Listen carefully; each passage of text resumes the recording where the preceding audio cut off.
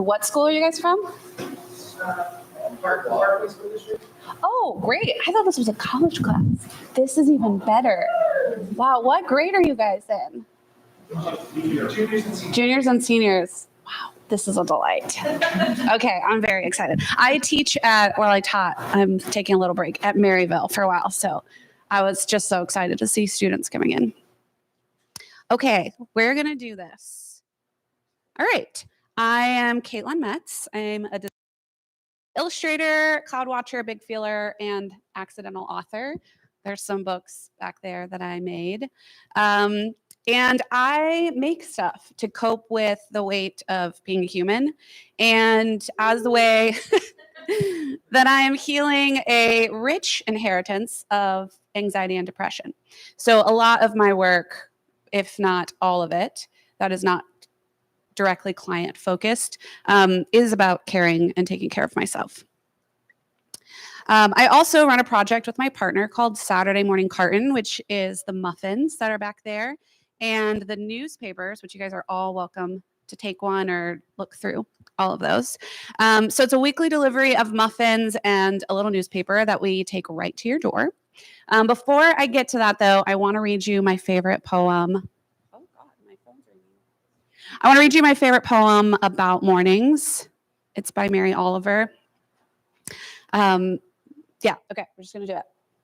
Hello, sun in my face. Hello, you who make the morning and spread it over the fields and into the faces of the tulips and the nodding morning glories and into the windows of even the miserable and the crotchety. Best preacher that ever was, dear star that just happens to be where you are in the universe, to keep us from ever darkness, to ease us with warm touching, to hold us in the great hands of light. Good morning, good morning, good morning. Watch now how I start the day in happiness, in kindness. I love this poem because I've been an early riser since I was a child. Mornings are really fresh and quiet for me. I haven't done anything wrong yet, which is very soothing and feels really nice. So I love to wake up early.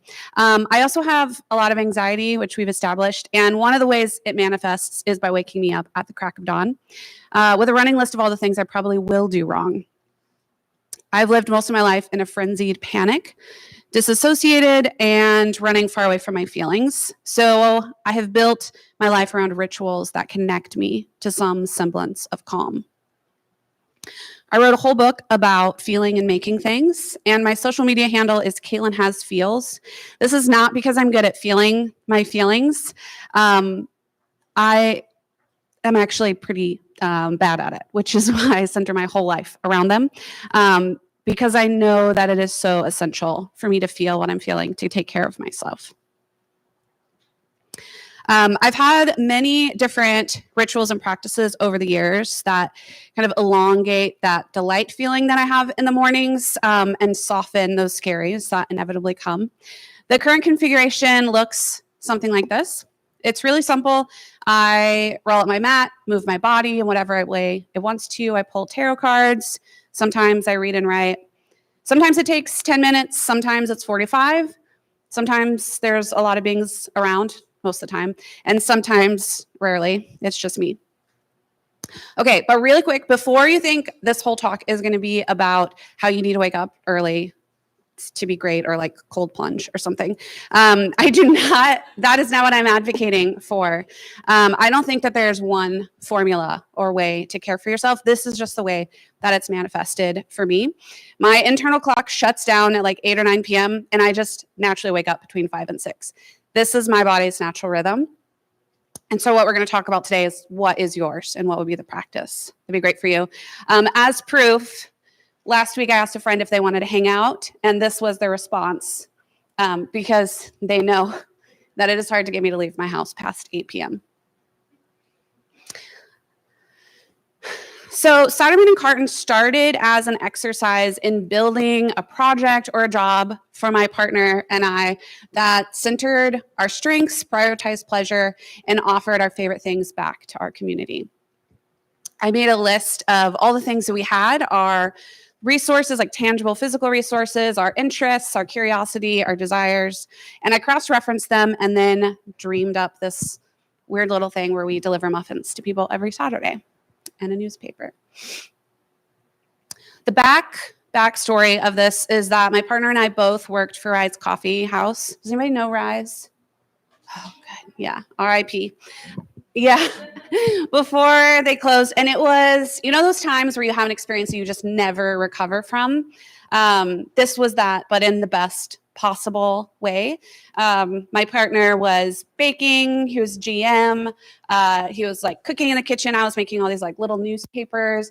The owner was like, do anything you want. And so I would just like create merch, create newspapers, create these little rituals and events. And it was one of the most fulfilling times, both as a creative, but also in my like personal partnership. Another thing that I have yet to recover from, and hope I don't, is the way I got used to slow mornings during lockdown. We had a pandemic baby. And so our mornings looked really slow, probably here with the dog.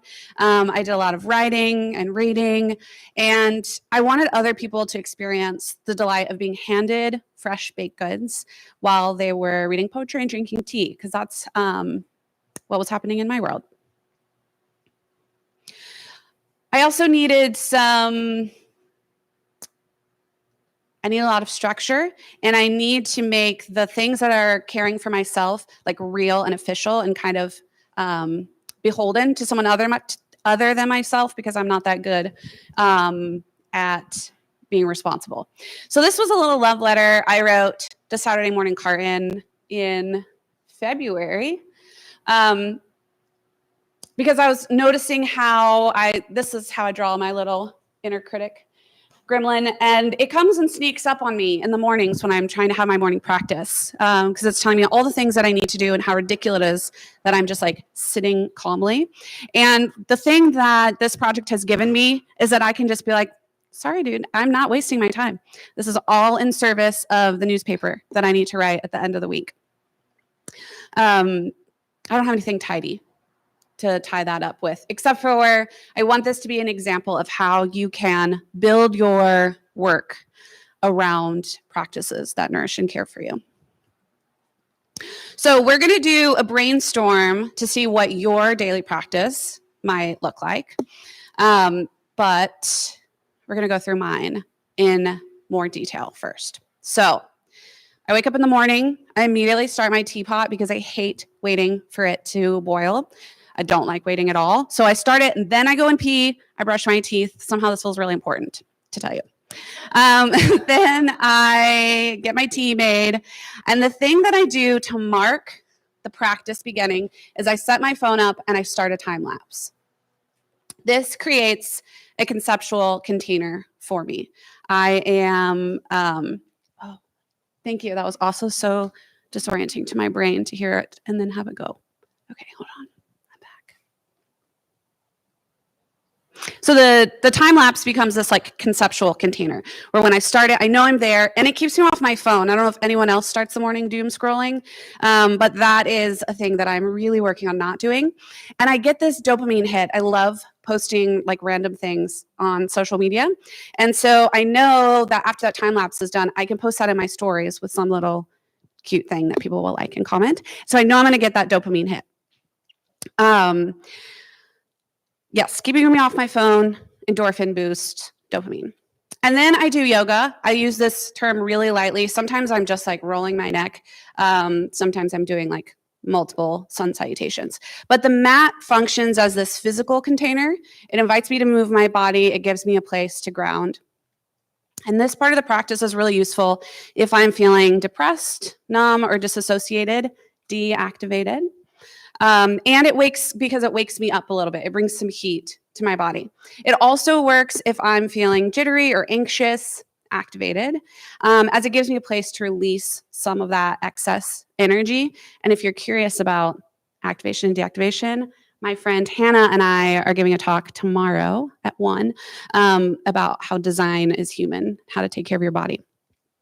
And then if I'm like perfectly regulated and calm, which happens almost never. But being on my mat, then I'm just like, can fall into a deeper state of presence with myself. So no matter if I'm like depressed, numb, disassociated, like really having a hard morning, if I'm like anxious, jittering, or if I'm just like feeling great, no matter what, coming to my yoga mat feels really good.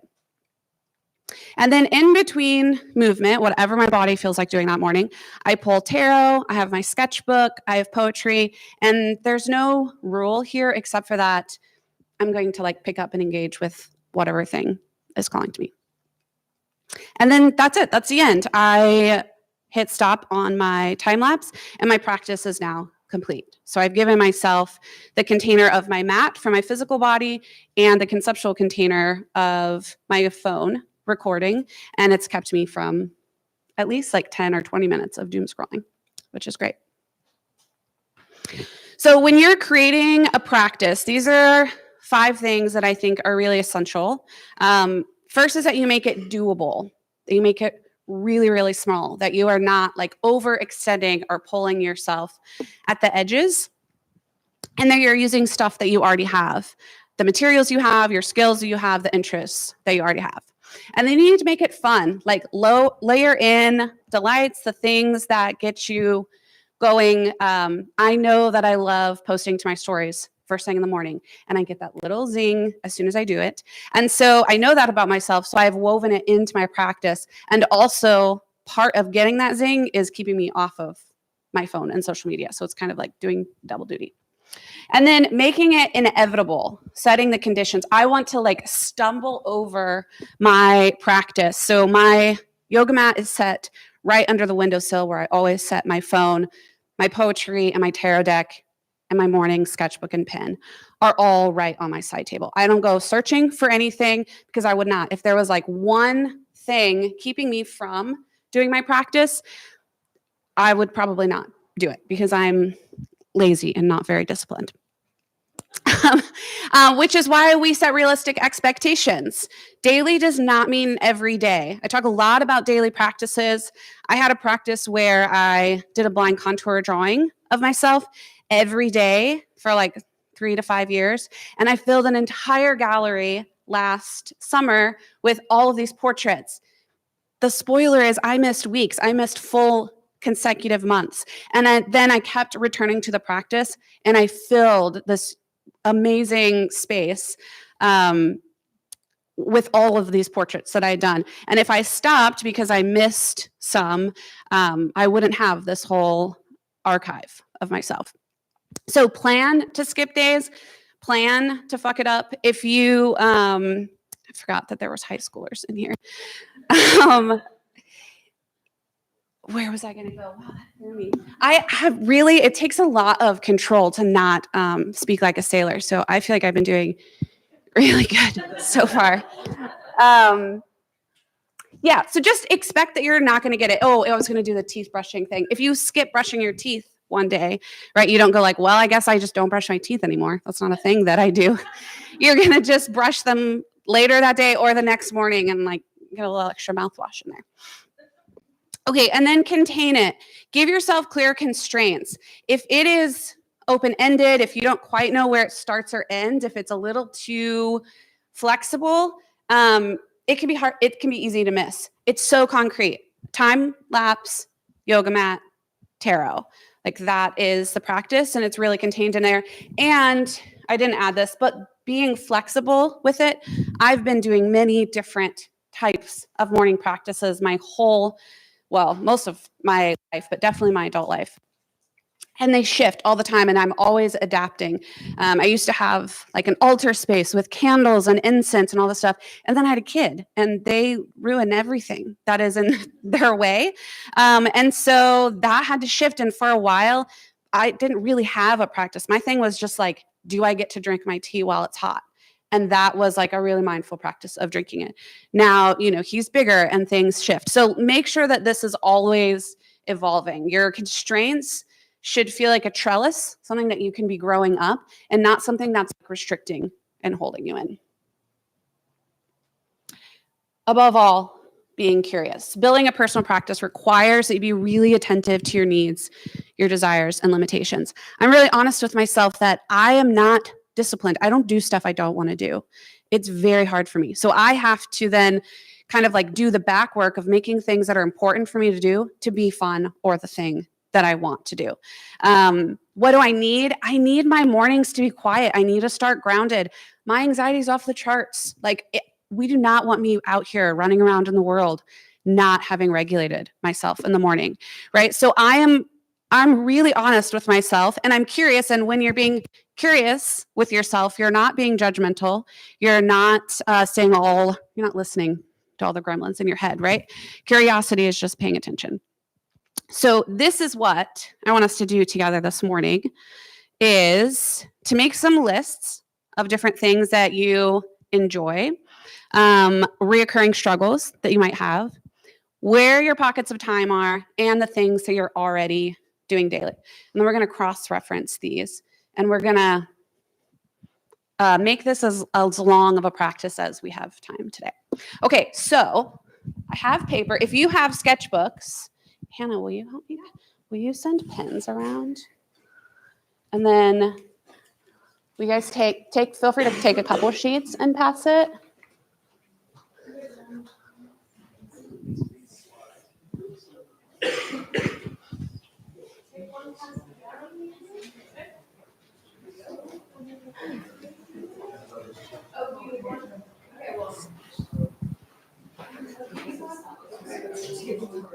There's more pens back there too if we need.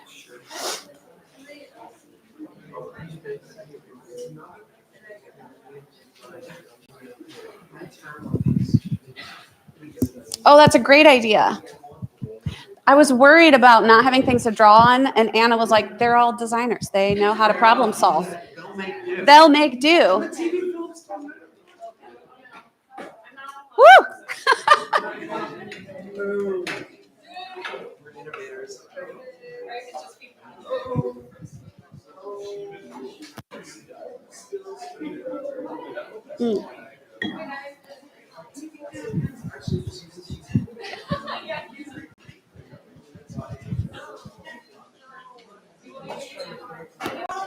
Can you give these guys pens and paper in the very front row? They just sat down. Oh, sorry. Okay, everybody got pen and paper? Feeling good?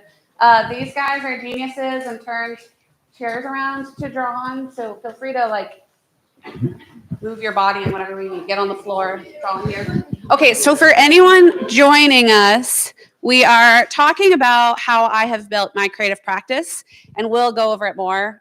So you're fine to just jump right in.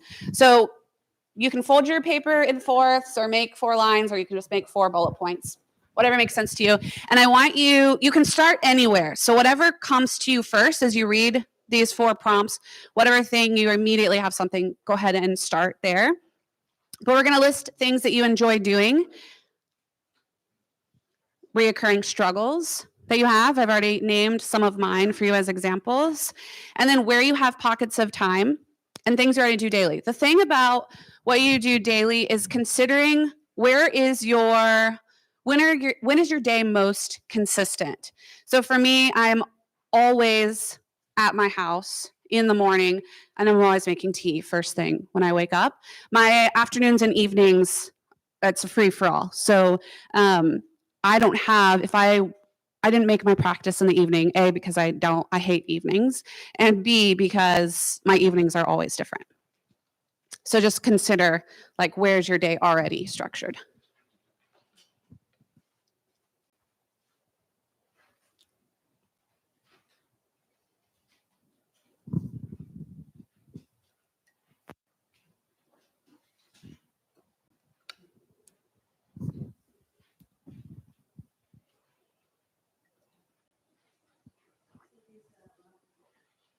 Oh yeah, if you need a muffin, get a muffin. Dig in.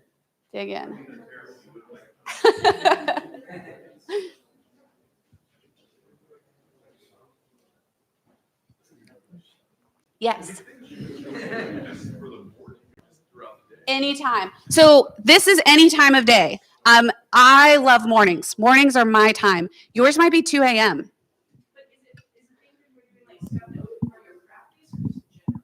I would go general. And then we are going to move it to practice, but don't limit what you love doing. Yeah, that was great.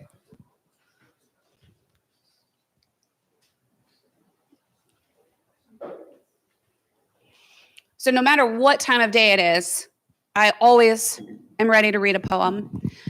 I always love drawing. I always love self-reflection. I always love tarot.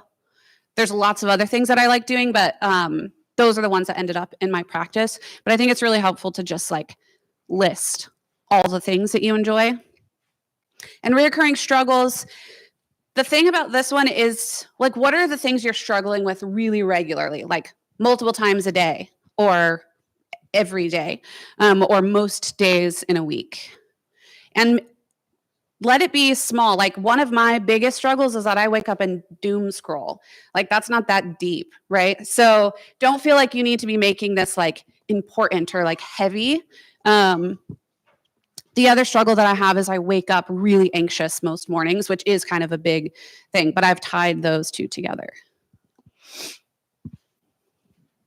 And I didn't put this on there, but think about when are you like your best self in the day in terms of when you would be in a state where you could like be quiet or tend to yourself. And also your practice doesn't have to be quiet. It doesn't need to look self-reflective.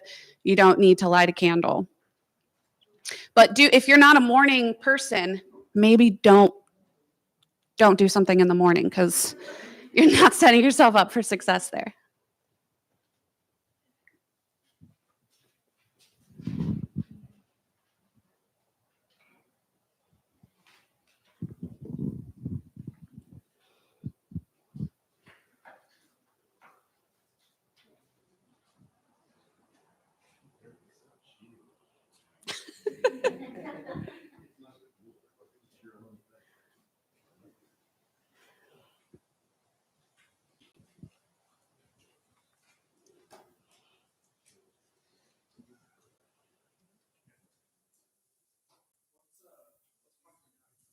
Pocket of time. Great question. Like, when do you have openings in your day?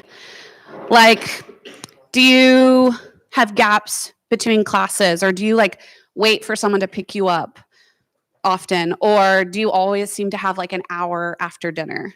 Like, where are the little bits of time through your day that are just kind of like open, or where one of the things that I started taking pictures of the clouds like 10 years ago or something. And it started because I drove from Chesterfield. My commute was from Chesterfield to the city, and I was getting really worked up in traffic, like for no reason. I wasn't in a rush to get anywhere, but like being there was making me feel really trapped. And so that was a pocket of time, like this commute was a pocket of time. And so when I was like sitting in traffic, I just started taking photos of the sky, which became like a practice for me. So you can also think about like where are times that feel annoying or like weird regularly, and then how could you like layer something on that to soften it? So there's like two ways you could think about that. Yep.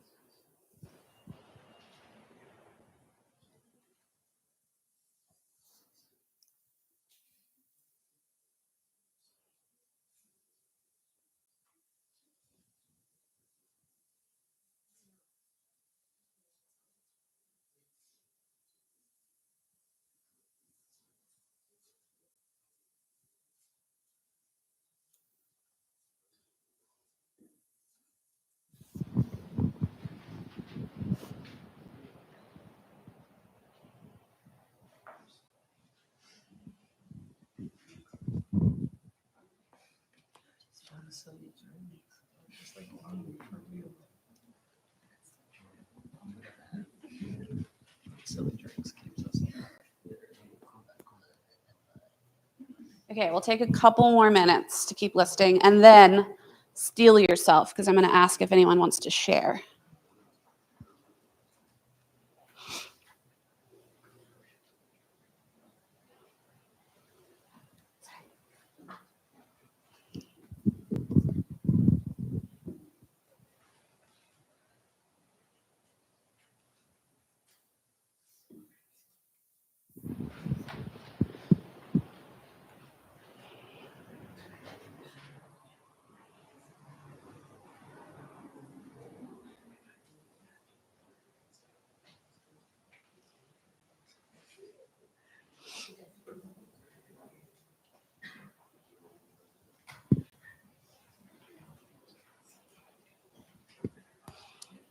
You're right. Most of our pins look like they're down. Okay. Well, you guys just shout out some things you enjoy doing, just like popcorn. You can just say stuff you like doing. Reading, hiking, snuggling a dog, guitar, crochet, movies, photos, singing. Ooh, that was great. It's like you guys harmonized. Great. Anything else? What else do we like doing? Scrapbooking? Lighting candles? Did someone say running? Great. Okay. So we have a whole list of things we enjoy doing. What are things we struggle with? Commuting? Staying up too late? Laying in bed? Procrastinating? Meal planning. I feel you. What else? Time management. Overcommitting.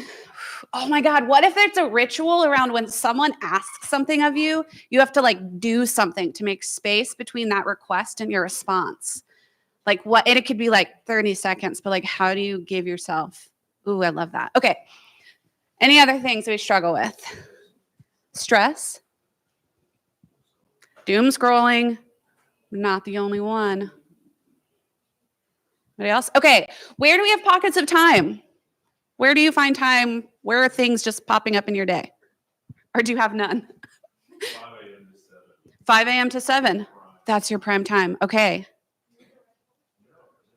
It's great. Well, where are they? What are your pockets of time? I heard you say commuting, so I'm hearing a pocket of time right there. It's not a pocket of time you like, but that's a pocket of time. What other pockets of time do you guys have? Early evening, 5 to 7 p.m. Ooh, 5 to 7 a.m., p.m. Carpool line. Oh, yes. Okay, what else? Any other pockets of time? Right before bed. Always time to scroll. Yeah, yeah. Isn't it weird how that time just like stretches? Any other? This one I feel like is sometimes the like trickiest one. Yeah, in the shower counts. Ooh, I made a whole zine about how to maximize the pleasure of taking a shower. You could meal prep in the shower. This is great. Yeah. Waterproof guitar. Okay, what are things that we are already doing daily? What is stuff that's like regularly happening? Making and drinking coffee. Taking meds. When I drew myself every day, I haven't really done it since my show last year. I got a pill case that had a mirror inside, and then I drew my portrait as I took my medicine because it was like such a slog. It's so annoying to have to take your medicine every morning.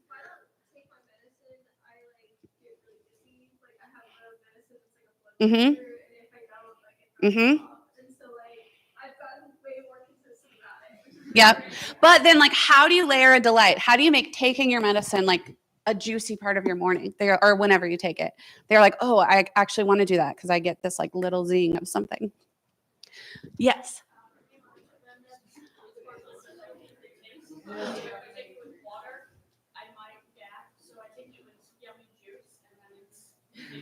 Okay, do you want me to tell you how you could level that up? Do you know the applesauce squeezy pouches? That's how I take my medicine. Oh, so this is TMI. Anyone who doesn't want gross stuff, just plug your ears. So what you do is you squeeze it into your mouth, and then you set the pill on top of it on your tongue so it never touches your tongue, and then you swallow. You're welcome. You are welcome. Brought my neurospicy brain here just for this. Okay, what else do we do every day? We take our meds, we make coffee, shower, walking our dog, run, emails. Why? Yep, it's got to get done. What else are we doing every day? School. Okay, so let's brainstorm so we don't put any one person on the spot. Okay, let's take a commute. Well, I am putting you on the spot. I don't know why I said I wasn't going to. What could we do during commute? What are things that you like doing? Podcast. Okay. That's good. Kids, you did not hear that. That's not even a slippery slope. Slippery slope. Okay, a podcast in the car. I wonder if a way that you could ritualize that is by having like a 30-second response to the podcast as soon as you park wherever you are. You know, like, could you like jot down one thing from it? I feel like the way that rituals manifest for me is when I take like one extra step to like make it a thing. And usually it's like I'm drawing or writing is how mine goes. Carpool line. Who said that? Was that you? That is a beautiful pocket of time because you're just trapped in your car. What could you keep in your glove box? What are things that you like doing? How could you make that like one of your like coveted times of day? Okay. Does that feel good? Is that what? Yeah. Okay. So you're already using that time really well, which is beautiful. So I wonder if there's like if you could add one other thing to that, if you wanted it to feel more like a ritual, like how could you connect to one of your senses?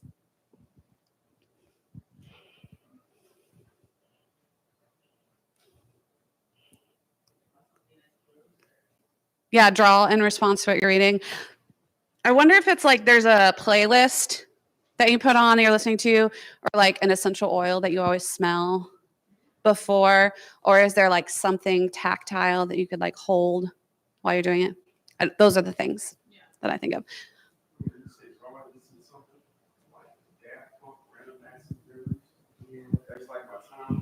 Mm-hmm. And then you got to stop. That's a great container. Yes, it is.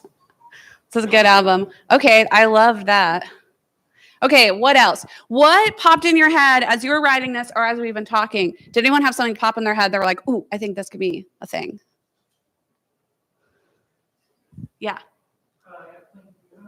Ooh, yes. Mm-hmm. Yeah. Do you have a pocket of time?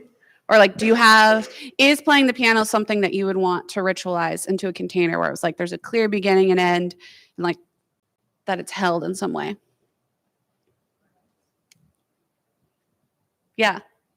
I mean, you don't have to contain things for it to be enjoyable, but that is the way that I have to frame it for myself so that I do anything. Did anyone have on their paper from all 4 things that you wrote down? Did anything come up for you? They were like, oh, I think this is where I could cross-reference these. Two things that I both enjoy doing and like already do daily is like cleaning my apartment and listening to records. So kind of like using the record as the time container. To, mm-hmm. Just turn it up in the morning or afternoon.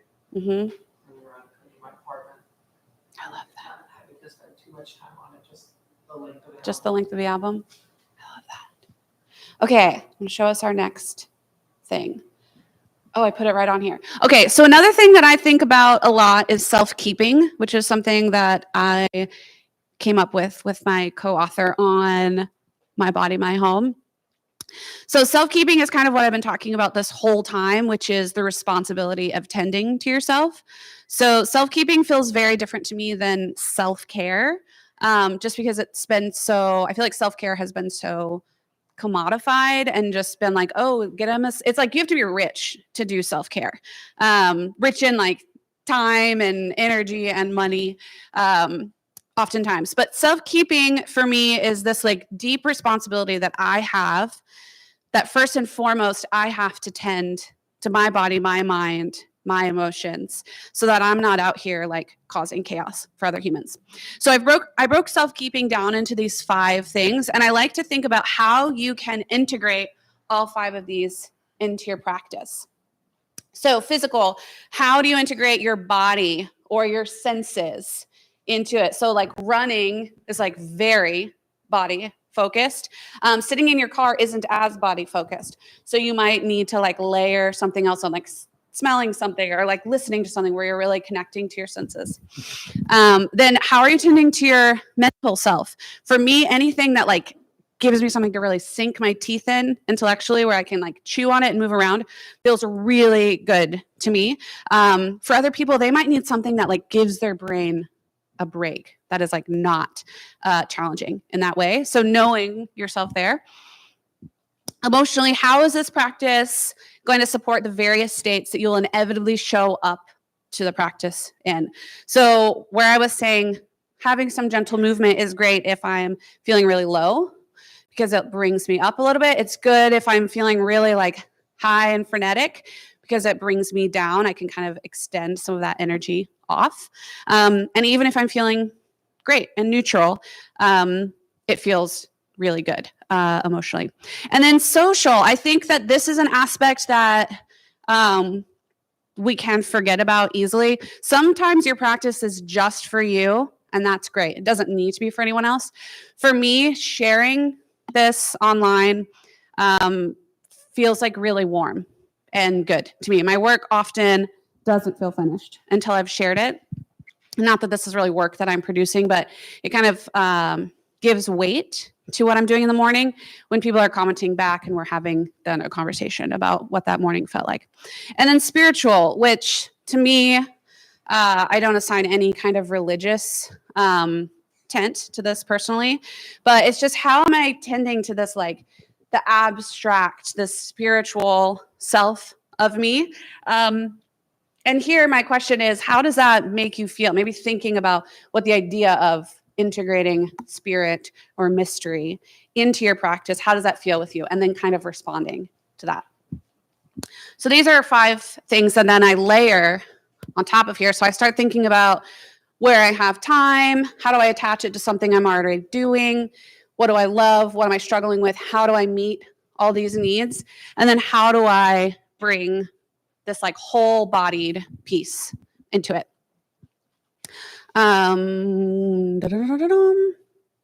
This is like kind of the end. This is coming to the end.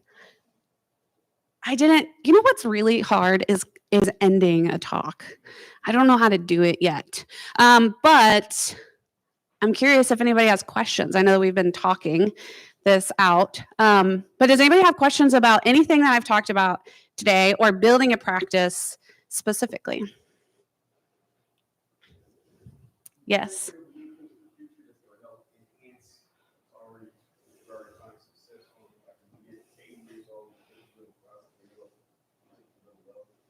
Like, will my practice keep evolving? Oh, yes, 100%. I feel like this is, well, maybe, can you say the question again? Making sure I'm responding correctly. Yeah, I mean, you see something, well, good question. What ways do you think you can enhance as you get older, keep? What aspects? I feel like the older that I've gotten, not that I'm that old, but I've lived here for 35 years, which feels really old in this moment. I just feel like more grounded, and each of these I can like take it to a new level of understanding myself. I think it's the self-awareness piece, and then I can better construct a practice to hold me. Yeah. And I think this is so contingent upon where am I in this immediate moment. Like, I have a 4-year-old who's crawling all over me while I'm doing stuff in the morning. So my practice has to include that. I don't know if that answered the question. Yeah, but I do think that as I get older, this will shift and evolve. And I mean, as I have like, ideally, I would love to have more money as I get older, or like space or time, then these practices could like expand in different ways. Yeah. Yes. Saturday morning Carton, it's obviously something that you really, really like to do, but at the same time, it's also kind of a business for you now, or it's something that you're taking into a professional sense. How do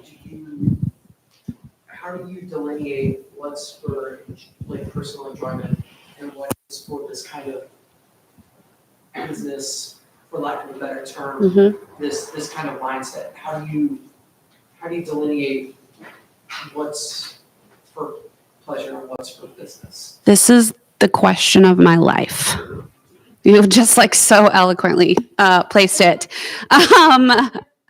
For Saturday Morning Carton, it feels easier than in some other areas. What I do is like really clear. I create a newspaper, and my newspaper is based on whatever I was feeling that week. Like there's no news. It's poems and how I felt about that poem. Where it becomes work is when it's like 5 o'clock on Friday and I'm like, I did not make this yet. And then I'm like making it really fast. For this specifically, I feel like I really constructed it in a way where work and play felt like the same thing, which is also a problem because then sometimes you never stop working. I don't have a tidy answer. I think that is like literally something I will grapple with for the rest of my life because I've worked really hard to not do anything I don't want to do and to build my like career or work that I'm doing around what cares for me, what I love. And then it gets messy, which I'll let you know if I figure it out. Yeah, I don't know. You had a question? No? Okay. Anybody else? That was a great question, by the way. Yes. In all of these spheres of things that you do,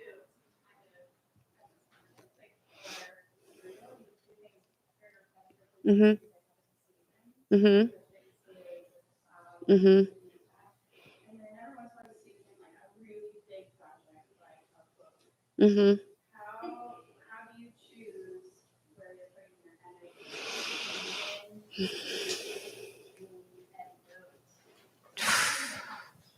Yeah. When the things begin and end, like the portraits or the clouds, that's just kind of like when I get bored or when I feel done, when I've done it enough that I don't want to do it anymore. The big projects are like more clearly defined. Like a book is like I'm beholden to so many people besides myself. Currently, I'm trying to figure out how to make those decisions more intentionally and to make space between an invitation or an impulse and then committing to it. But I would say like my general answer is just like I do it as long as I want to and then I stop. Or as long as it is like offering something back to me, as long as it's giving more than it is taking from me. Did I answer it? Yeah. Did you have a question? Yeah. Well, I was just thinking about how when I walk my dogs in the evening, I was like, okay, I got the physical of walking the dog. Mental, I normally listen to a book. Social, I could like just write down my one major kind of theme. Spiritual is like connecting with my dogs. But what can I do on a walk that's emotional? I think taking a walk is emotionally regulating. I think maybe the bigger pieces of that are the physical and mental because you're like walking and listening to something that's probably challenging you. And the emotional piece is that like I would think it's just like that moving your body is supportive of that. I think often different practices will like lean heavier in other directions. Well, maybe part of it could just be noticing. Paying attention. Is at the beginning in that. Mm-hmm. So much of this is noticing and documenting. Is like just taking note and then writing it down. Like, did you listen to a podcast on your commute? Okay, what is like one thing you got from it? Because we're taking in so much all the time that if we don't pause to say like this is what I caught from it, it just continues on as white noise. At least it does for me in my brain. Yeah. Whenever I've taken walks, especially like during the evening, especially when I go back to my hometown, they're like, I don't know if you have songs that are like very nostalgic for you or kind of ground you in the place that I'm an incredibly nostalgic person, just think about it. And that's kind of songs where I listen to it in a certain place or during a certain time of year, and it just floods all these memories and all of these different feelings. I feel like that's a way that I felt that emotion emotion during this walk, so maybe that's. Well, maybe I can think about what emotion I have and what emotion I want to have, and then make a playlist that'll like get me there. Yeah, like I was listening to Lizzo like so loud on my way here because I was like, oh, I'm pumped up, I'm ready, I'm confident, I'm so cool and funny. I am cool. Anybody else have questions? Thoughts, cries of outrage? No? Great. Well, thank you for letting me share my practice with you. I think, I don't know that anyone came to like a super tidy conclusion, but I hope that this turns over in your head, gives you something to chew on, and that you see what it feels like to have these practices. Don't have to be big. The portraits that I did that like felt like this very impressive installation, 30 seconds to a minute. That is all it was. And I do one continuous line looking in a mirror, and then I would write down one thing that I was feeling and shut that book. So it like for real was like 60 seconds of my day, and then became this incredible archive. So make it really, really, really, really, really, really small and doable. Okay.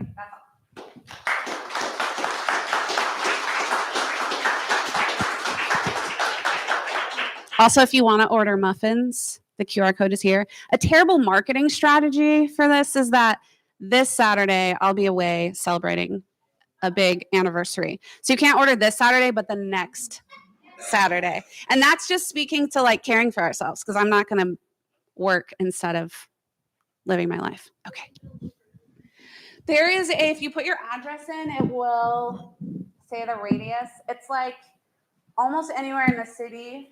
And then like Maplewood, kind of Kirkwood, mostly not the country. But It's super cool to get a little box at the door that has a muffin and a Do you deliver